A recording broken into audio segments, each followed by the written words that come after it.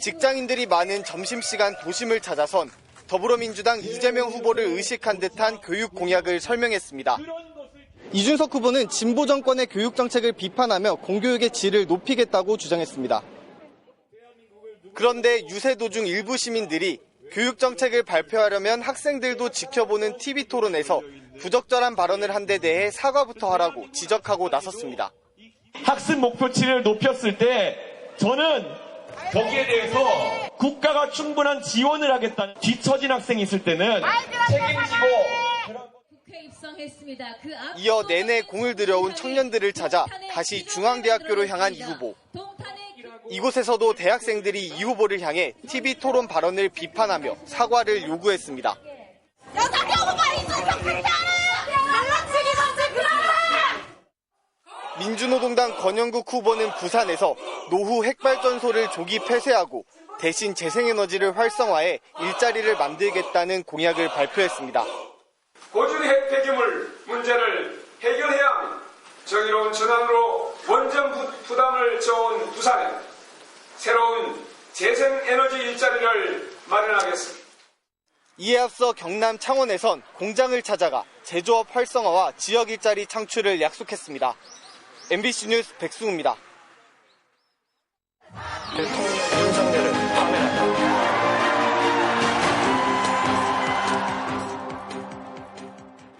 공식 선거운동 막바지로 접어든 정치권 소식, 정치팀 신수아 기자와 알아보겠습니다. 자, 신수아 기자, 첫 번째 소식부터 볼까요? 회동 제안, 그런 적 없다. 두 가지 얘기인데, 두 후보 모습을 보니까 또 단일화 얘기인가 싶은데, 만남을 제안했다, 아니다. 진실 공방이 있나 봅니다. 네, 김문수, 이준석 두 캠프 사이 벌어진 일입니다. 이 후보 단일화에 대해서 논의할 회동을 두고 말이 엇갈렸는데 양측 얘기부터 먼저 들어보시죠. 네. 저녁 9시에 이준석 후보의 의원회관 사무실에서 만나자는 제안을 신성범 의원을 통해서 받았습니다. 장소를 변경한다는 이야기가 한 차례 있다가 취소되었다는 연락을. 잘 아시는 것처럼 어제 9시에 저는 일정이 이미 잡혀 있었던 지 오래이고 그 일정대로 일정을 수행했습니다. 아무래도 미련이 더 큰 거는 김문수 후보 쪽인 것 같습니다. 오늘도 희망의 끈을 놓지 않고 있다. 이준석 후보의 정책도 최대한 수용하겠다고 했습니다. 이준석 캠프 측은 이미 국민 상당수가 사전 투표를 했다. 근거 없는 말로 지지층을 묶어보려고 한다며 불쾌하다는 반응입니다. 이걸 지켜보는 이재명 캠프는 선거운동 종료 직전까지 단일화 얘기를 할 거라고 비꼬면서 만만한 제3후보를 주저앉히고 공짜표나 얻으려는 구걸 정치라고 혹평했습니다. 네, 다음 소식도 바로 이어서 보겠습니다. 설란형이 김문수, 김문수가 설란형. 무슨 얘기입니까? 네, 이 진보 진영의 대표 논객 유시민 작가의 발언으로 촉발된 논란입니다. 여성 노동자였던 설란형 씨를 비하하는 듯한 내용에 대해 김문수 후보가 맞받은 건데요. 먼저 그 문제의 발언부터 먼저 듣겠습니다. 유력한 정당의 대통령 후보 배우자라는 자리가 이 설란형 씨의 인생에서는 거기 갈 수 없는 자리예요. 영부인이 될 수도 있는 거예요. 그러니까 제정신이 아니다 그런 뜻이죠. 이미 대통령이 다 된 것처럼 발이 공중에 떠 있어서 그래서 민주당과 유시민 전 이사장은 제정신이 아닌 것 같습니다. 김문수 후보도 SNS에 글을 올려 아내는 24살의 노조위원장에 선출될 만큼 똑부러진 여성이었고 감옥 생활 곁을 지켜준 강인한 여성이었고 서점을 운영하며 딸을 바르게 키운 훌륭한 엄마였다며 설란형이 김문수고 김문수가 설란형이라고 적었습니다. 인생에 갈 수 있는 자리, 갈 수 없는 자리가 따로 있지 않다고 유 작가 비판도 했고요. 민주노동당 권영국 후보도 여성을 노동운동 조연으로 치부한 여성혐오 발언이라고 일침을 가했습니다. 민주당은 유 작가는 당 소속이 아니라고 선을 그으면서도 진영 모두에게 선거 막판 발언에 신중해달라고 당부했습니다. 이 정치권에서 논란이 이어지자 유시민 작가는 조금 전 유튜브 방송에서 제정신이 아니다. 이 표현에 대해서는 사과하면서도 자신의 전체 발언은 여성 비하나 노동 비하가 아니라고 반박했습니다. 네, 마지막 소식 바로 이어서 보겠습니다. 1억 원 한 번에 못 준다. 왜? 김문수 후보 모습인데 이 한 번에 못 준다는 1억 원 어떤 얘기입니까? 네, 이 저출산 대책으로 자녀를 낳으면 출산지원금 1억 원씩을 주겠다 공약했는데 한 번에 바로 주지는 않고 초등학교, 중학교, 고등학교 입학 때 나눠준다고 한 겁니다. 그 이유 들어보겠습니다. 아이 낳자마자 1억씩 통장에 입금시켜 주려고 그랬는데 그러면 혹시 엄마가 그걸 가지고 다른데 혹시 뭐 주식에 넣었다가 다 떨어먹고 이러면 애 못 키우잖아요. 엄마들한테 아이 하나 낳으면 엄마가 빨리 출근할 때는 아침에 6시부터라도 엄마가 빨리 출근해야 되면은 아이를 학교에서 맡아주고. 김 후보의 발언을 두고 맘카페들에서는 부부가 같이 받는 돈인데 왜 여자가 주식 투자로 망할 거라고 하냐, 애는 엄마만 키우냐, 이 편견을 무의식적으로 드러냈다는 쓴소리가 나왔습니다. 네, 여기까지 듣겠습니다. 신수아 기자 잘 들었습니다.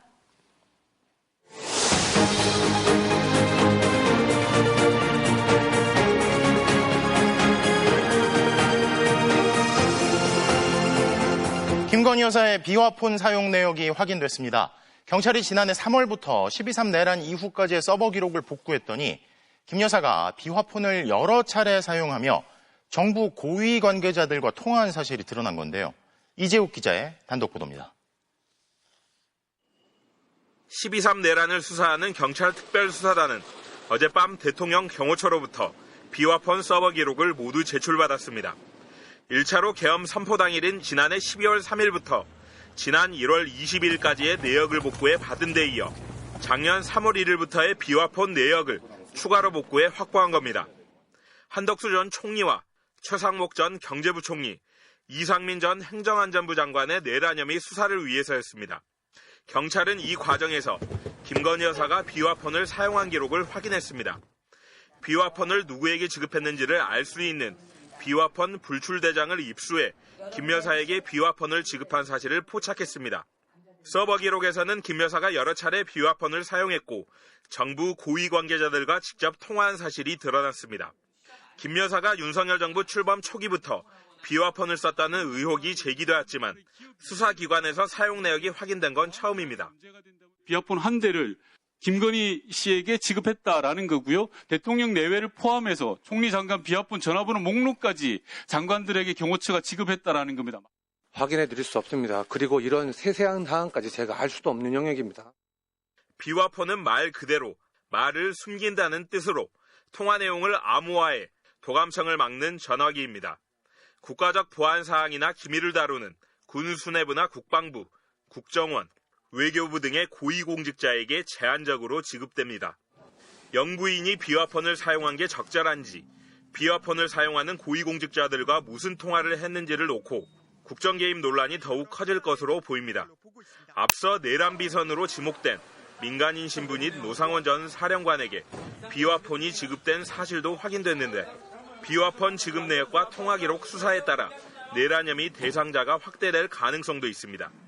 비화폰 불출 대장에서 지급 대상자가 명확하지 않은 내역도 나왔는데 경찰은 비화폰 서버 기록에서 사용자를 대조해 비화폰 사용자를 일일이 추적할 예정입니다. 김건희 여사 측은 비화폰 사용 여부와 이유 등을 묻는 취재진의 질의에 답하지 않았습니다. MBC 뉴스 이재욱입니다. 경찰에 이어 검찰도 대통령 경호처 비화폰 서버 기록을 확보하고 자료를 복구하기 시작했습니다. 경찰과 다르게 체포명단 논의가 시작된 것으로 의심되는 작년 11월 9일 자료부터 올해 1월까지만으로 확보 대상 기간을 좁혔다는데요. 구나연 기자의 단독 보도입니다. 검찰이 대통령 경호처에 디지털 포렌식 장비를 설치하고 오늘 오전부터 비화폰 서버 자료를 확보하고 있습니다. 비상계엄을 주도한 윤석열 전 대통령과 김용현 전 국방장관, 계엄군 지휘부였던 전직 사령관들 기록이 대상입니다. 우선 지난해 11월 9일부터 윤 전 대통령이 내란 우두머리 혐의로 체포된 올해 1월까지로 기간을 좁힌 것으로 파악됐습니다. 지난해 11월 9일은 여인영 당시 방첩사령관이 휴대폰에 이재명, 한동훈 등 14명 이름을 기록한 날입니다. 계엄 당시 국회에 출동한 계엄군에 하달된 체포명단 14명과 대체로 일치합니다. 여 전 사령관은 이날 김용현 전 국방장관으로부터 명단을 들은 것 같다고 진술했습니다. 민간인이던 노상원 전 정보사령관이 김봉규 정보사령부 대령에게 선관위 장악 문건을 전달한 날도 이날입니다. 김 대령은 계엄이 선포되면 선관위에 가서 부정선거 관련 인사들을 잡아들여야 한다고 이해했다며 선관위 직원 30명 이름이 있었다고 검찰에 진술했습니다. 선관위 장악과 주요 인사 체포 지시가 구체화된 날이 작년 11월 9일인 겁니다. 내란 우두머리로 지목된 윤석열 전 대통령의 역할을 검찰이 확인하려는 것으로 보입니다. 앞서 윤 전 대통령 측은 계엄을 위해 비화폰이 보급됐다는 건 사실이 아니라며 재판부에 검찰의 비화폰 기록 확보에 반대한다는 입장을 밝혔습니다. 검찰 관계자는 비화폰 기록 확보 과정에 변호인들도 참관하도록 조치했다며 재판이나 수사 과정에 증거로 쓰는데 문제 없다고 했습니다. 비화폰은 계엄폰이라 불릴 정도로 계엄에 깊숙이 개입된 인물들은 다 갖고 있었습니다. 우리가 알고 있는 그 중요한 정부 요인들은 대부분 다 가지고 있다고 보시면 됩니다. 새로운 인물들이 비화폰 기록에 등장할 가능성도 배제할 수 없습니다. 검찰은 비상계엄 당시 국무위원들이 모였던 5층 대통령실 대접견실과 집무실 복도, 그리고 삼청동 안가 출입 CCTV 영상 확보 절차도 시작했습니다. MBC 뉴스 구나연입니다.